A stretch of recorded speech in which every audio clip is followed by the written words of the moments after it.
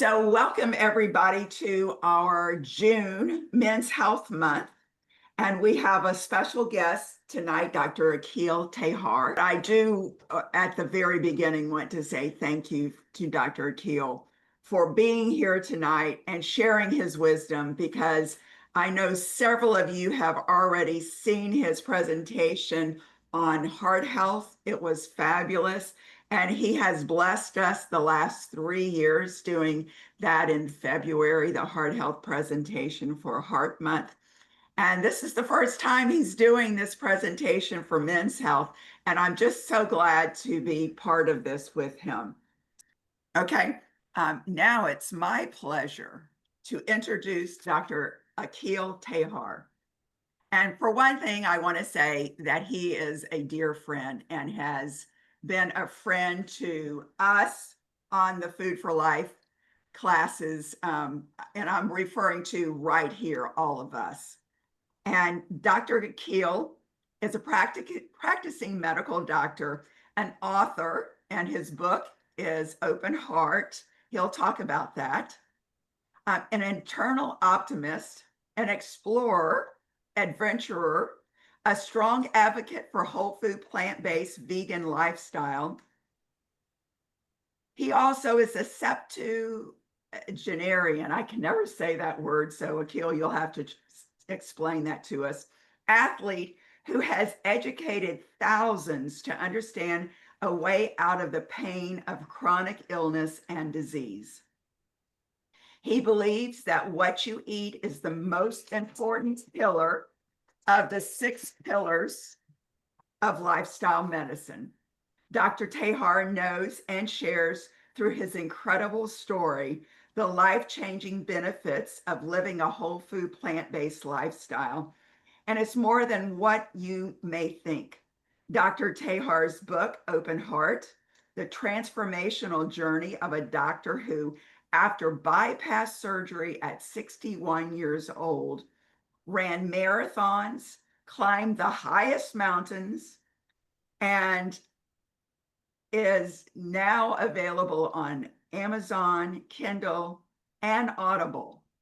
And on Audible, he actually is reading his book. So all of the proceeds of his book go to charity. So it is my privilege to welcome Dr. Akil Taher. Thank you. Thank you, Debbie, for having me and for that generous, very generous introduction. Let's have a little bit of fun. So today we are going to talk about something that's hard for many men to talk about. And ironically, that's the problem. It's not hard. So erectile dysfunction, also known as ED, is more common than most people think. In fact, over 30 million men in the US are affected. But the real number might be much, much higher. Men, many of them, keep it as a secret, like your passwords, and they don't open up. So let's break the silence today, because talking about it openly is the very first step to doing something about it. Now, in my practice, over a period of 35, 40 years, especially in the 1990s when Viagra was first brought in the market, most of my patients for erectile dysfunction, their wives came to me because they would not come, but the wives came to me and asked for help. So here we are talking about a blue pill or a blueberry. What is erectile dysfunction? Erectile dysfunction or impotence is an inability to achieve and maintain an erection satisfactory for sexual performance. Having erection trouble from time to time is a very common issue. If it is an ongoing issue, then it is a cause for concern. Now, 1 in 5 men, and that number gets higher, is reported with this problem. It can be a sign of an underlying health condition that needs treatment and is a risk factor for my main subject is the heart disease. Let's get a little bit better knowledge about what is a healthy sex drive, the libido or arousal, and what we have as erectile dysfunction. You may have a great libido, a healthy sex drive, but you may still have a problem with maintaining an erection. Or you have no problems in having an erection, but the point is your arousal, your sex drive is less. Now, sex drive being less is due to your hormone, testosterone, while these are basically erectile dysfunction is a vascular cause and a nerve cause. So we know that 30 million men in America suffer from ED. This may definitely be an understatement. Globally, there are 300 million suffering from ED. Why is it an understatement? Because of underreporting, people are embarrassed, accepted as normal aging. Only severe cases are reported at times. Psychological causes are often overlooked, and younger men under 40, due to their poor lifestyle habits, don't care and do not come to a doctor. So here we have to understand the mechanics of ED. I want everybody to understand this. You see, you get an erection when blood fills up the two chambers of the penis, the corpus cavernosa. Don't remember the name. These two chambers. This is the flaccid penis. Now, once you get the blood coming in, and you see right now when the blood is in, this flaccid penis then starts getting erected. This causes the penis to expand and stiffen. So, vascular, that's number one. Number two is impulses from the brain and genital nerves, nerves which are in the perineum, in your pelvic. They start the process of erection. So anything blocking the nerves, like say you have a spinal cord injury or damage to the nerves or some surgery on that area, colorectal surgery, if you damage the nerves, then the immediate process will not take place. So that becomes a nerve cause. So if you have any restriction of blood or if you've got damaged nerves, this can cause a problem of erection. Okay. Causes of erectile dysfunction, ED. I'm going to talk from now on as ED. Heart disease is your number one cause. I have seen people with heart disease, with open heart surgeries, and they will come around to me and say that the problem is also that they have erectile dysfunction. That is because of atherosclerosis, the clogged up blood vessels that takes place in the penile arteries. Now think about it.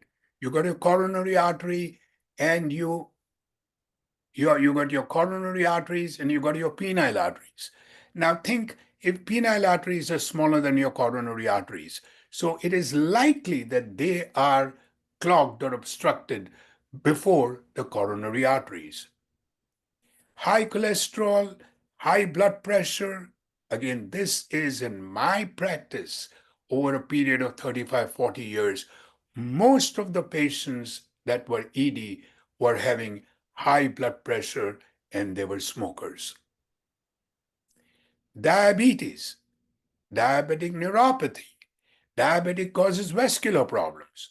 So it comes in here. Metabolic syndrome. What is metabolic syndrome? High blood pressure, high insulin levels, body fat around the the waist, and high cholesterol. This thing is definitely a risk factor or cause of ED. And finally, the Peyronie's disease. This is a development of a curved, painful erection because of the scar tissue inside the penis, and the treatment, as many now, surgical or traction therapy is used. But I've seen two cases in my whole practice about Peyronie's disease. Lifestyle. This is the major cause. Smoking and hypertension, leading causes, again, I repeat, in my clinic.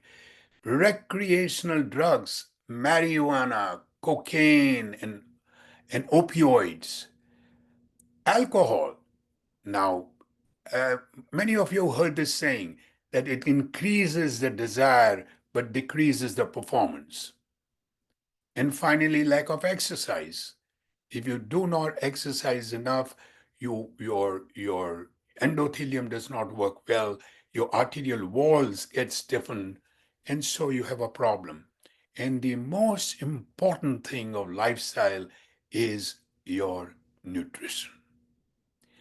Any diet that is causing a lot of saturated fats and cholesterol and your processed foods and sugars and salt and what have you is going to have a problem with the endothelial cells, which are the inner lining of the arteries, so that they will not produce enough nitric oxide to keep the arteries dilated and the blood flowing smoothly. Surgery. This can damage the nerves and blood vessels. You have prostate cancer surgeries where radical prostatectomy was done, the TURP, the transurethral resection of the prostate for benign prostatic hypertrophy, bladder surgery, colorectal surgery, surgery for pelvic trauma, vascular surgery. Now, I would like to cite you an example. This was about 15 years back. I had a patient who was 39 years old, and we diagnosed him as having prostate cancer, and we sent him to the urologist. Now, we did not have at that time all this robotic surgery, so he had a radical prostatectomy done. And he came back when he was 41, 2 years after he had the surgery. He came over to me and he said, "Doc, had I known what I would have to undergo, I would have never had this surgery and would have died of my prostate cancer." So, this is a thing that we have now all the things around with us, and nutrition and all these fruits and vegetables and nuts and berries are your answers. You do not have to worry about erectile dysfunction, at least if you do not have your nerves involved, and we can go there. Okay. ED medications. This may be a side effect of a lot of medications. You have got your blood pressure medications like your thiazide or beta blockers, your antidepressants. A lot of people still use the Prozac and Zoloft and Lexapro, antipsychotics, chemotherapy drugs. But what I am worried about is these are medications at least a doctor prescribes, but over the counter, antihistamines, allergy medications, Benadryl, NSAIDs. I mean, I know a patient who was using 750 milligrams twice a day for the last 25 years of NSAIDs, your nonsteroidal anti-inflammatory, like your ibuprofen or naproxen. And then, so my concern is about the over-the-counter medications. Now, here is a bit of a challenge. You see, you can have a psychological cause. Now, how do you know it's a psychological cause? Psychological cause, meaning your stress, your depression. So what it does is that you will still get your early morning erections, which is a sign that a psychological cause is there. You will not, if there is no physical cause, if there is no nerve damage, if your endothelium and your blood vessels are normal, then, and if you get early morning erections or when you get up, this is a definite sign of a psychological cause. So we then go on to low self-esteem, performance anxiety. So my telling patients is concentrate on pleasure, not on performance. Relaxation techniques have helped a lot. Deep breathing, sky breathing, meditation to calm your mind, reduce your anxiety. And then people don't want to discuss, but openly discuss your concerns and desires with your partner. This is something which I would like to let you know because there are a lot of, I've seen about a couple of cases of this who were avid they used to use cycling, avid cyclers, So some bicycle seats put pressure on the perineum, where that's an area between the anus and the scrotum, full of nerves and arteries. So if you bike for many hours each week, get a seat designed to protect this area. Because I've seen not in when they are younger, but as they get older, they come around with ED. Now, in many cases, ED can be a warning sign of heart disease, and folks who have coronary artery disease are more likely to have ED. People who go on whole food, plant-based, no oil, salt, or sugar, after having heart disease, report their sex lives have improved a zillion times. You see, most of my patients, when they have the bypass surgery, and when I put them on whole food, plant-based, SOS diet, they will immediately come back and say, wow, doc, I mean, everything is great. So I said, what about? And they would talk about their sex life. And I would say, but what about your heart? I don't care about my heart. This is great. So this is one thing that I tell people, that give it a shot, give it a try, see if it works. If you don't have a surgical problem, if you don't have other medical problems, rule out all that and give this a try. And Dr. Akil, Mhm. could you just explain what you mean by SOS for those who may not Sure. understand that? No salt, oil, or sugar diet. Whole food, plant-based diet with no oil, sugar, or salt. So that is your diet, which, of course, in that case, when you have an open heart surgery, then I would tell people to do that. Otherwise, a whole food plant-based diet, some people use a little bit of oil, some people use a little salt, some people use a little sugar. But when you have that kind of a situation, then you have to be on a whole food plant-based. These are for heart disease patients, coronary artery disease patients. Now, how is how are ED and heart problems related? ED is an early barometer of poor vascular function and may be an early warning sign of heart disease. This is the time to intervene and prevent heart attacks and cardiovascular disease. Both are due to the dysfunction of the endothelium inner lining of the blood vessel. We know about it, your endothelium inner lining. What does it do? Produces nitric oxide, and that nitric oxide dilates the arteries, free flow of blood, also protects the arterial wall from getting thick and rigid so that you don't get high blood pressure later on. So remember this, ED is equal to ED. Erectile dysfunction is endothelium dysfunction. Vascular problem. Okay, so where here we go. How strong is the connection? If you look at it, these are your penile arteries, these are your coronary arteries around here which are going. Now, if you look at these coronary arteries over here, and you look at the penile arteries around here, you see both of them have that. Here is erectile dysfunction, this is a heart disease. Both are due to endothelium. Now, how strong is the connection between ED and heart problems? It's a very important statement I'm going to make.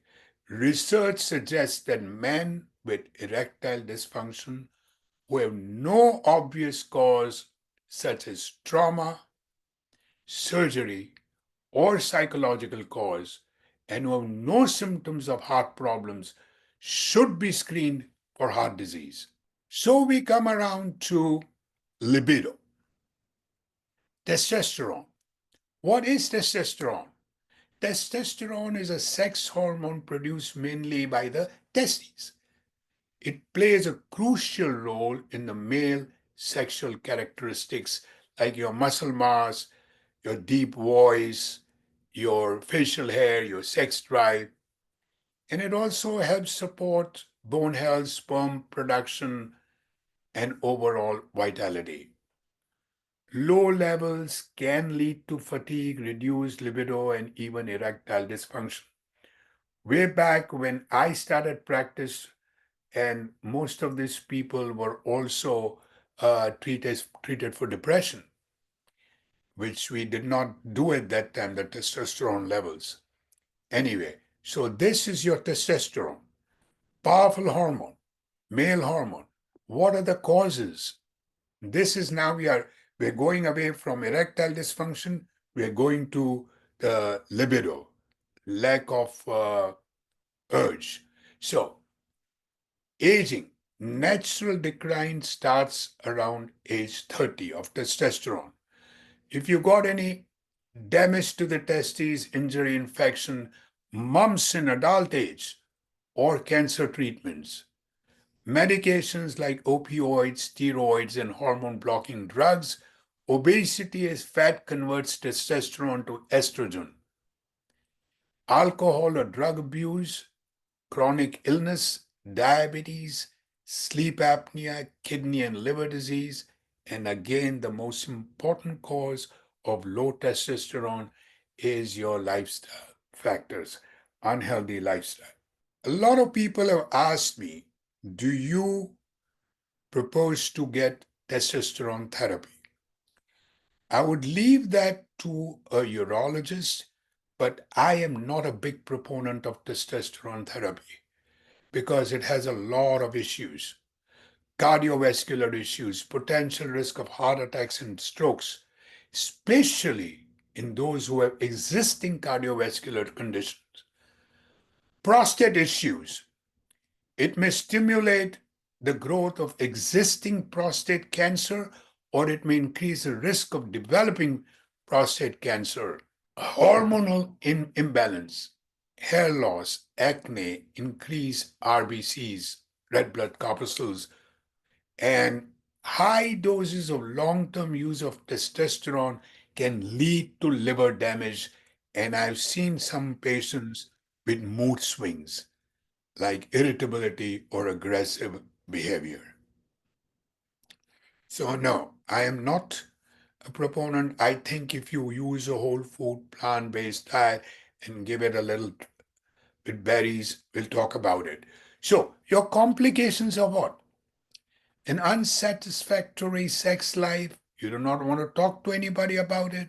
Your stress, your anxiety, embarrassment, low self esteem, relationship problems, and the inability to get your partner pregnant. When in the 1990s, early 1990s, I think it was 1993, how was the blue pill discovered? When I used to give a lot of talks for Pfizer on the blue pill, I was a Viagra speaker, and this medication came out. Now remember, I was a speaker for Viagra, and now I'm speaking on the blue, not on the blue pill, but the blueberry. So imagine my change, my turnaround for this, because when I spoke about this, let me tell you how it was discovered. It was discovered by accident. It was supposed to be an anti-anginal drug. That means when you get angina, your coronaries are constricted, you don't get enough blood supply, so you get chest pain on exertion. This was a drug which was investigated in United Kingdom. It was called the UK 92480. Now, it was found that it did very little to relieve anginal pain. But rather than dilating the coronary blood vessels as hoped, the blood vessels of the penises became dilated instead. And so you find that a lot of people in the study would come back again, not because of the anginal pain, but because they were getting a benefit in their sex life and erection. So this was about to be abandoned, this drug. So when reports came back like this, the scientists then turned around and used this as erectogenic drug. Treating ED, lifestyle changes. I believe whole food, plant-based, vegan diet is the way to go. Losing your weight, stopping smoking, exercising at least 30 minutes a day, moderate to severe exercise 5 times a week, stress, not that people don't have stress, how to handle stress with the help of meditation, yoga, sky breathing, sleep, at least 7 to 9 hours of sleep, avoiding abusive substances. Now, there was a Harvard study done. Let me read this.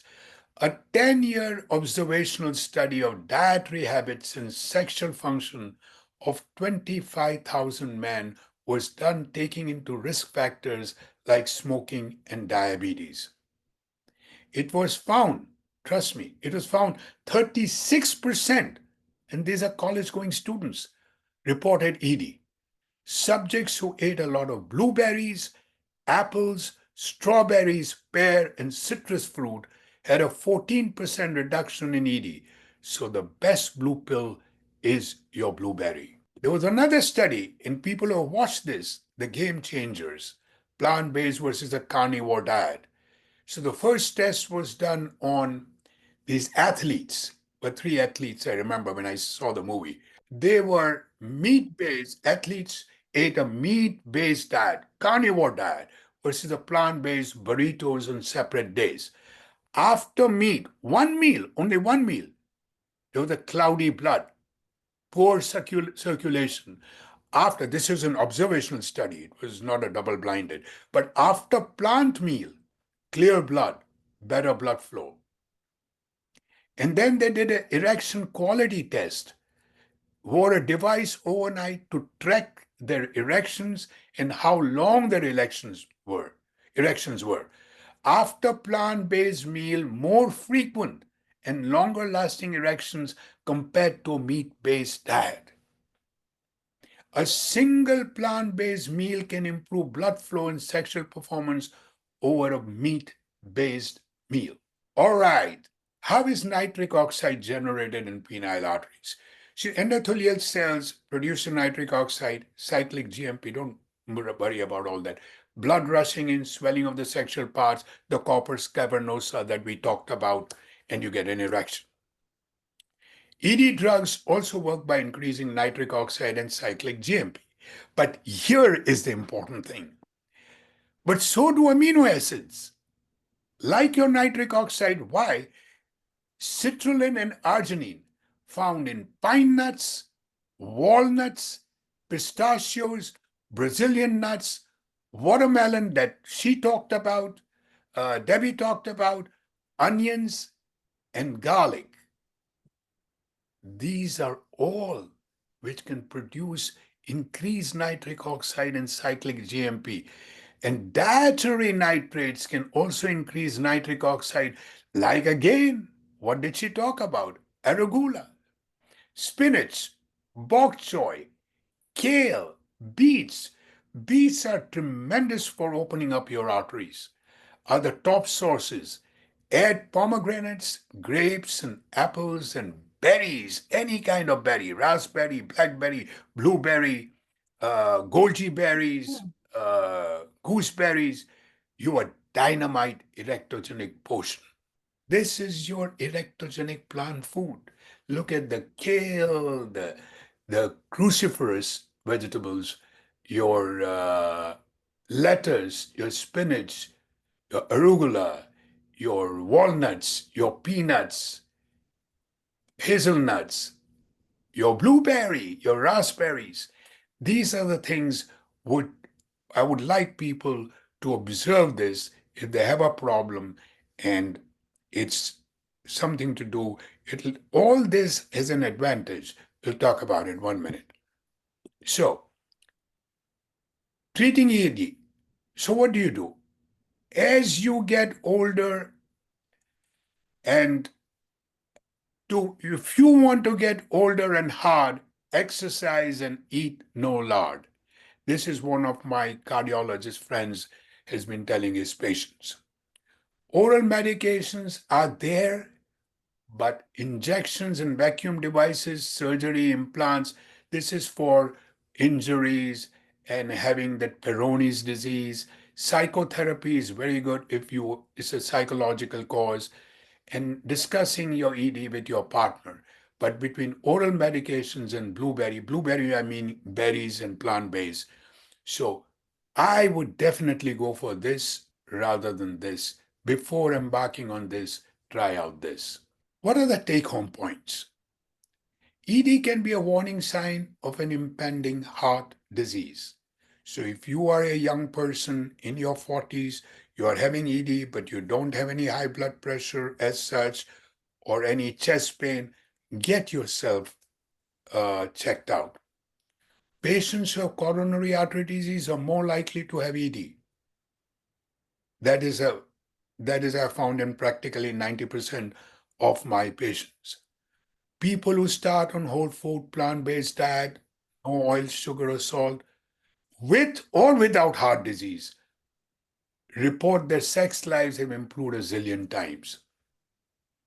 So whole food, plant-based diet, or erectogenic drugs, what's your preference? A blueberry or a blue pill? Now think about it. What are the disadvantages of using a blue pill? First of all, it is costly. It has side effects. You get headaches, congestion, eyes watering, nasal congestion. You are treating the disease by giving the cyclic AMP and your nitric oxide, but you're not treating the cause. And then the beneficial effect of having a whole food plant-based berries diet is also a lot of fiber, your prebiotics, your probiotics, no saturated fat, no cholesterol, great for heart disease, great for stroke, great for diabetes. And then on top of it, there are no side effects of dairy. So apart from just the blueberry or a blue pill, choose the blueberry because it has all these other benefits that you can have, and you're actually treating the cause of the disease. With that, I shall end and take questions, please. Akil, what a great job you did. Oh, thank you. Thank you very much. I would love to take any questions. Akil, Dr. Akil, Dr. Taher, I have a question. One of your slides said body fat converts to testosterone into estrogen. And that was the first time I had seen that. Can you talk just a minute about that? That's a research being done right now that as you put on a lot of fat and then your hormones, the eating hormone and your satiety hormones, these are the ones which are affected that can act on the estrogen and progesterone and increase those and decrease the testosterone. But this is an ongoing thing, and further studies are being done on that. Also, you mentioned metabolic syndrome. And back in the days when I was doing a lot of biometric testing on employees, I remember there's, I believe, three things that qualify you for metabolic syndrome. One was a waistline. I think it was 35 or more for females and 40 or more for males. Is that correct? Yes, it is correct, but now we have said it's 35 or more for males and 30 or more for females. Okay. We've Okay. gone down on that. They've gone down. Okay, so but you basically had to have three things. So heart disease or high blood pressure was one of them. The waistline was one of them. Cholesterol was one of them, and insulin also very high in these patients. So that's a metabolic syndrome. And all these visceral uh, fat deposition that you have is all around your heart, around your liver, and that is causing a direct relation to heart disease. That is why if you see in India, some people are not obese. I was not obese when I got my heart disease. My my body mass index was 22. Or was I obese? I may not have been obese according to the BMI, but I carried weight in my belly. I had a little pouch. I know you mentioned citrulline, so I have a list here. So citrulline, collagen, tribulus, and terrestris. Did I pronounce that right? What do you think of those four things? All these are what you call the nitric oxide producers, and they would definitely help in increasing, dilating the arteries, the penile arteries too. But Okay. you have to understand one thing, that once you have a problem, first of all, rule out the psychological cause. If you do not have any surgery, if you do not have, what I found is 50% are psychological. Once your psychological cause is gone, then you start thinking about this as a place where your nerves, your diabetic neuropathy, or your vascular problems, and then go about trying to figure that out in terms of a whole food plant-based diet.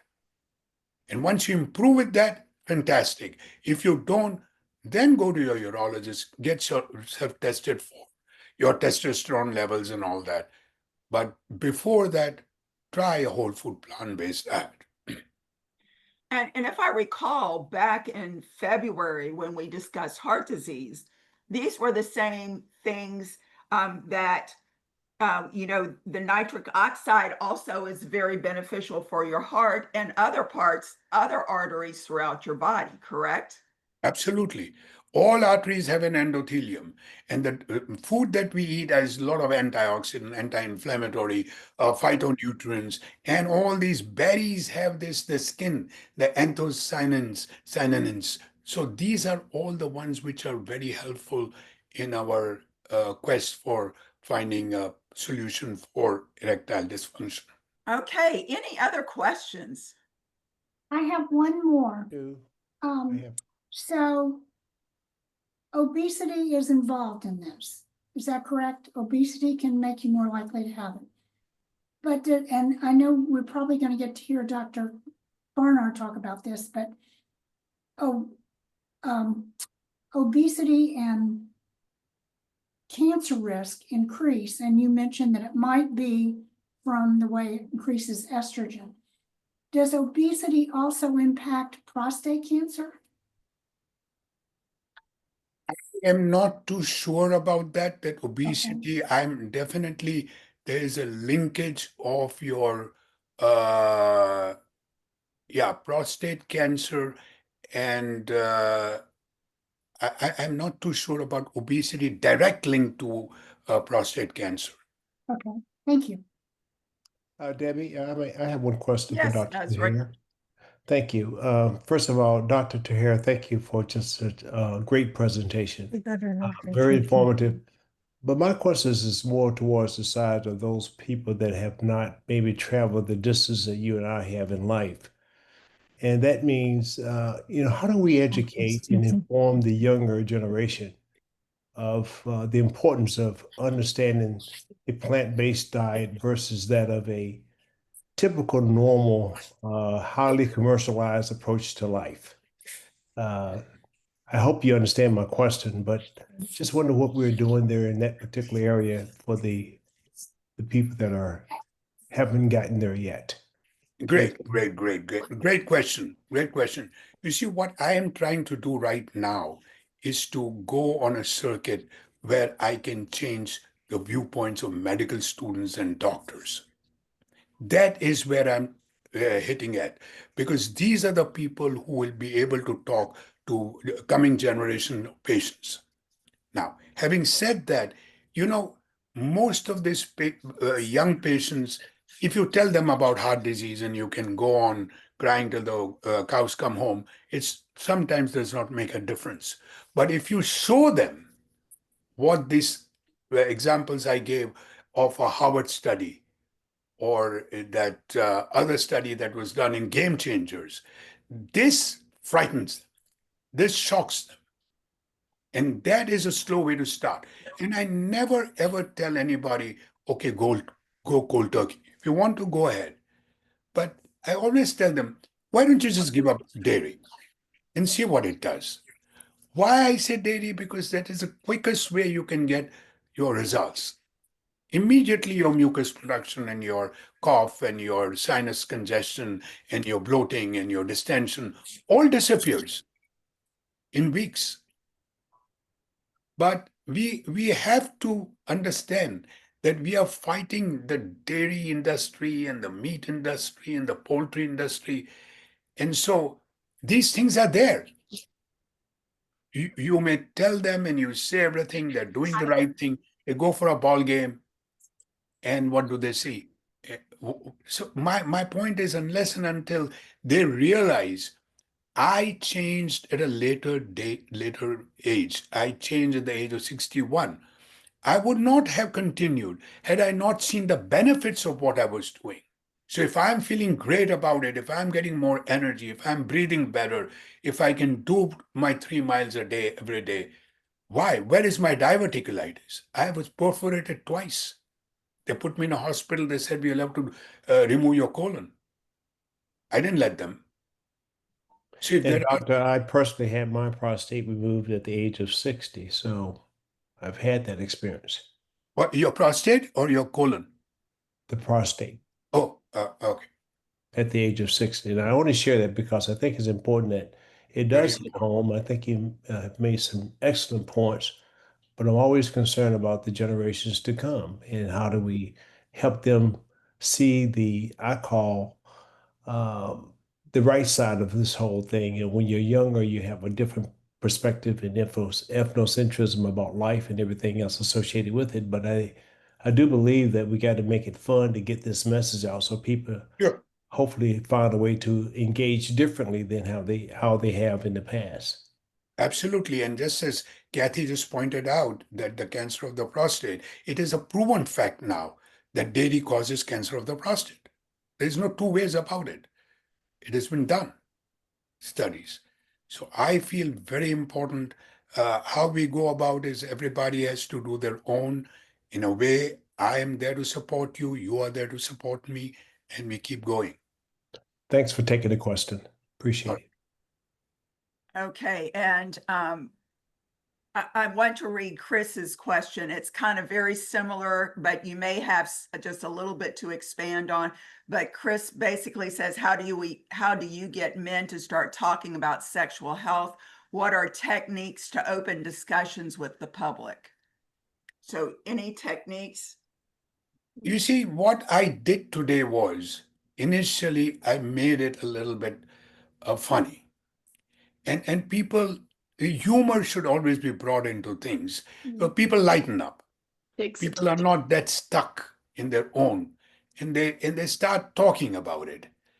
I mean, I don't know you people very well, but if I have a smaller crowd and when I talk to them, I tell them my own experience. So, because remember, I'm a heart disease patient. I had bypass surgery, and people may be wondering, what the hell is he talking about? The 77-year-old is an old guy. How much do you think he knows? And what does he know about our young people? But no, I can talk. So, my whole point is that people believed your testosterone level goes down, but your sexual drive should not go down as you age. Any last questions? Because we got to move on. We've got more to this class. Yes, Linda, you're muted. Hi, Dr. Taher. Hello. Once again, it's great to see you. So I have a question for you, and I had to step away for a sec, so I hope you didn't already go over this, but what percentage of cardiologists, if a younger man went into cardiologist saying, I want to be checked out, I've heard that my ED might be connected with heart disease, how many cardiologists would you say are aware of that connection and would welcome this patient to be checked out and see whether or not their ED might be connected with heart disease. There's an umbrella over cardiologists and other doctors of how much they can do test-wise. Okay, But if they can put it down and say that this is vascular, your primary doctor has seen you, you got your high cholesterol, you got your high blood pressure, and all these is proving that you are having some atherosclerosis in your this thing. I want to be tested. If there is I don't have a surgery problem, I don't have a nerve problem, I do have high blood pressure, I do have high cholesterol. This is impeding my blood flow in my penile arteries. So right. this all arteries have an endothelium. So talk to your doctor. Now, whether he does it or not, most of them will not even broach the subject. But Yeah. you now have to know. These are not my days when I was a doctor 40 years back. You Google and everything is there. Your AI is there. Mhm. Take that and talk to your doctor. If they say no, ask them why no. Yeah. I asked my doctor, trust me, I was having very, very high cholesterol. I was on the highest dose of statin. 1 year, 1 year back, I asked my doctor, why are we not doing my LP little a? Cardiologist. You know what it was? It was milligrams per deciliter, which I don't, this thing, I do the other test now. But normal was up to 30. Mine was 315. Right. I think you were there in the lecture. I said it was Yeah, I LP was. little a. So I had to Absolutely. ask my cardiologist. Otherwise, it would have been lost. I would not know. Right. What I am telling you right now is only one way to spread the message. You know somebody, talk to them what I've talked to you. I've talked in a layman's sort of thing. I've not thrown medical words or anything, but it is so important. Yeah, I mean, before, because I've just been plant-based since August of 2020, so it's been almost 5 years. And before that, I was going to every health lecture once I retired that I heard about in my county. Many of them were I mean, every February I went to several because that's Heart Month. I don't remember this topic ever coming up in terms of the relation between, cardiac and ED. So it's pretty interesting. Let me tell you, 90% of the patients that I've seen going through stents and bypasses and going on a whole food plant-based diet have come back and told me that their sexual life is improved Yeah. after being on a whole food plant-based diet. Yeah. Dr. Akil, you are fabulous. I do want to thank again Dr. Akil for his presentation. I believe all of you will agree that it was an excellent presentation and he was very informative. That is my information. I do want to say that I put on these classes on a monthly basis as part of Polk Wellness Professionals and also part of Florida Kale Blazers. I also do it because I'm a Food for Life instructor, but Florida Kale Blazers, we are really trying to build a community of plant-based lovers and plant-based lifestyles. This is a great time to comment, to share where you are in your journey, or just make a comment. I want to make one comment. Okay. Guys and girls, look after your bodies because Yeah. what has happened is, I was just telling Debbie before I came in that on Friday, I did a 3.5 miles, actually trekking up and coming down, my first jogging, and I did it in record time. Very pleased with myself. Wow. No damage, nothing. I was great. Saturday was a National Yoga Day. And I went out to do yoga in the open, in the greens, with other people and with a teacher. Within 10 minutes, I made a wrong move and my herniated disc went off. Mm. So be careful in what you do. Sometimes you want to just do the things you feel, Yeah. oh, I'm so much. Oh, wait a minute. Let's take it a little easy, you know. You don't have to achieve everything right at that. It happened to me. I'm going to see my orthopedist tomorrow because of the herniating pain in my right leg shooting down. Yeah. Well, I want you to know that I personally understand that because I have tried doing things that I was doing 10 years ago or that I was doing 20 years ago, and my body just isn't ready for that. And Akil, you have been so inspirational for me over the last 5 years or 4 years. I think it's 5 years since we've known each other. And I keep thinking, well, I can go do that marathon. I can go hiking. But my body tells me, no, you can't.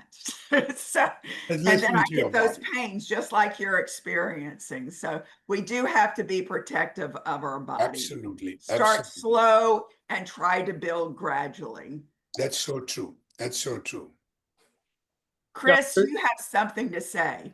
Yeah, Dr. Akil, do you have a web page or a Facebook page or some way that you keep interested people posted on what you're thinking and what you're doing and what you're seeing? Sure. I have akiltaher.com. That's Good. my And website. I will add that to our information, Chris and everybody. Thank you. Um, Thank you People very who much. have not read Yeah. my book, read The Open Heart. It'll really make you, you learn a lot from the mistakes I've made. Thank you. Also, he has a monthly program just like this that is free. And it's Yeah, but I do shop and cook, but not the way she does. I mean, this is professional.